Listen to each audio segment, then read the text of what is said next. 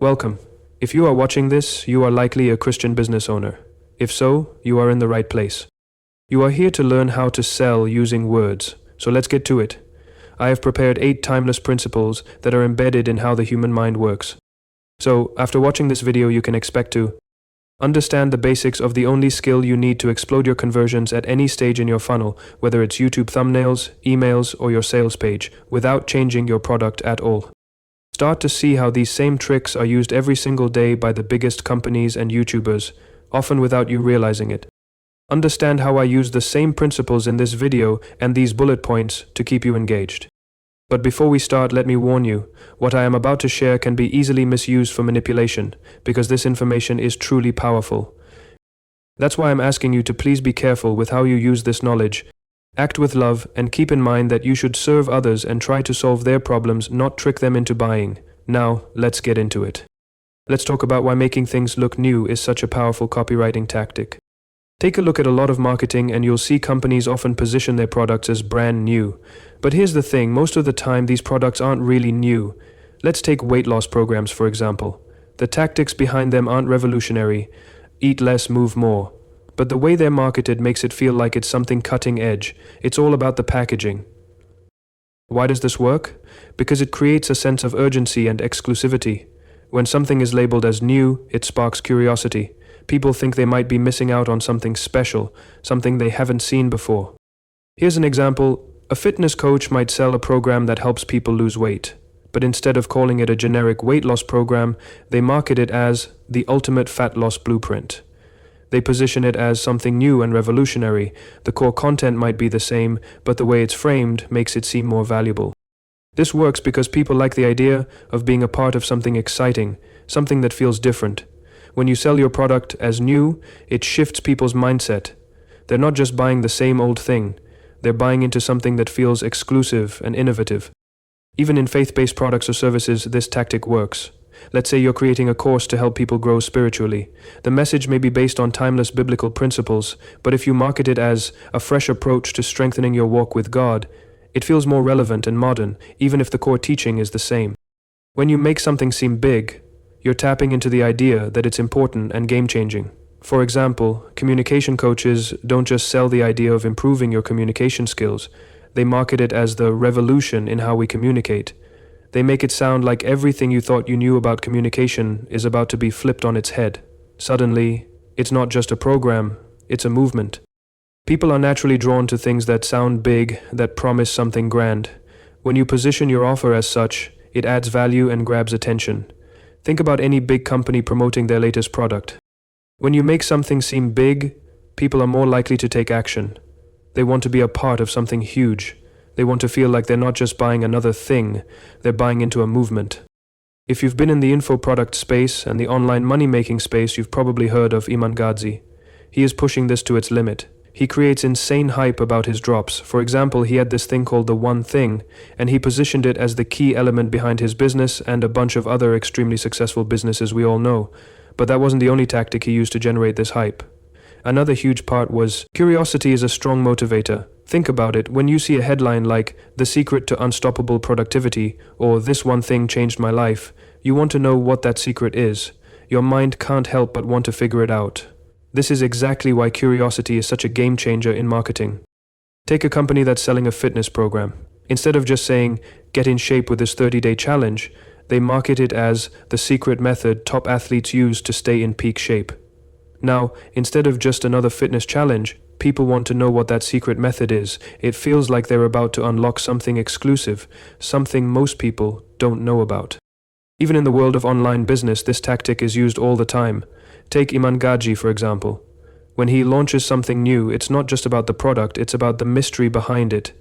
He'll create intrigue around what he's offering and make you think that the answer to your success is hidden in this one thing that only he is talking about, but is obviously not as special as he makes it seem. The idea here is simple. People want certainty. If someone feels like there's risk involved, they hesitate.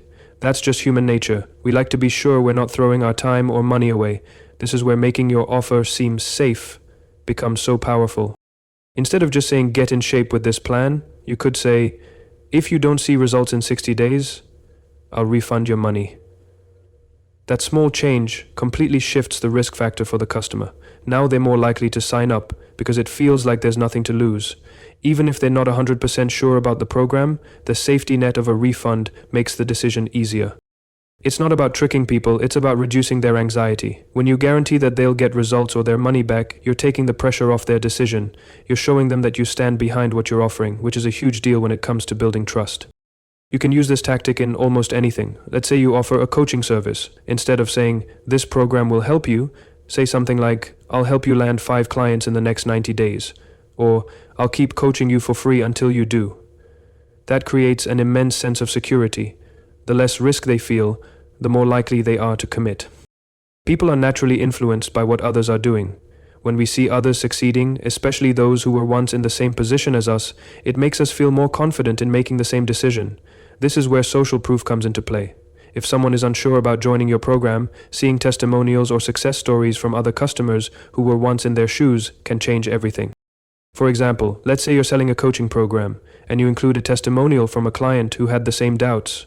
When they see someone else saying, "I was struggling with confidence when talking to new people, but after joining this program, I started seeing results after as little as 5 days," it builds trust. It shows that the program works and that it can help them achieve the same results.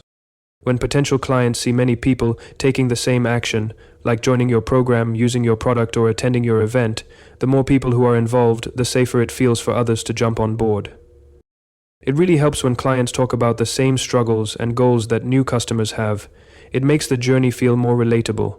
This builds trust because they see they're not the first ones to take this leap. Social proof gives them confidence. If others have done it and succeeded, then they can too. When you're selling something, you want to make it as easy as possible for people to see how likely they are to achieve their dream outcome.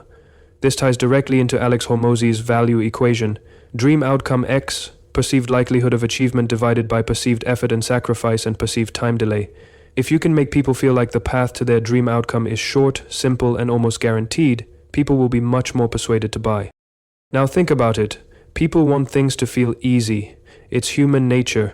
We all want the rewards without too much of the struggle.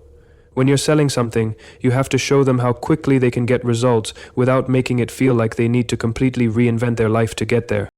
Let's use a fitness coach as an example. Instead of saying, "Follow this program for the next 12 weeks, you might say, "Start seeing results in just 7 days with minimal effort." Now people aren't thinking about how hard it's going to be to work out for 3 months.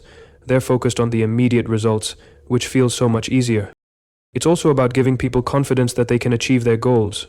If the perceived likelihood of achieving success is high, people are far more likely to buy in. You're showing them that it's possible and that it won't require insane levels of sacrifice. You're not selling them on the grind, you're selling them on the easiness of getting there. However, it is crucial to set realistic expectations. When you make something seem time-sensitive, you're creating that rush, that pressure that forces people to act before it's too late. It's a tactic that can be super effective, and here's why it works. The fear of missing out, or FOMO, is powerful. If someone feels like an opportunity is slipping away, they're way more likely to jump on it. Let's say you're running a course or a coaching program, and you throw in a deadline, "Sign up in the next 48 hours and get this exclusive bonus." People hate the feeling of losing out, so the clock ticking down becomes a massive motivator. It's not just about the bonus, it's about the feeling that if they don't act now, they'll miss something important. This creates urgency, and urgency drives decisions. Take a look at Black Friday sales. Retailers don't just throw a sale out there, they make it clear that these deals are limited time only, or while supplies last. They could technically run the sale for a month, but by making it feel like it's closing soon, they get people to act fast. The difference between creating urgency ethically or unethically really comes down to transparency. It's not about lying or exaggerating to make people rush. When you're honest about why something is time-sensitive or limited, it's ethical. For instance, if you're offering a coaching program and can genuinely only take on a few clients this month, let people know. You don't need to create false urgency, just be upfront about your availability. Here are 3 questions that I use to ensure I apply these powerful principles ethically as a Christian. Am I serving my customers by doing this? How would I feel if someone used the same approach on me? Am I fully honest about what the person will receive or what kind of sacrifice they will have to make? Let's recap. Labeling a product as new makes it seem special and unique, even if the core idea remains the same. Positioning an offer as big increases the perceived value of what you are selling. Using curiosity to keep people hooked and hyped is also one of the most powerful tools used for YouTube thumbnails. Offering a safety net like a guarantee reduces risk and builds trust, making the offer more valuable.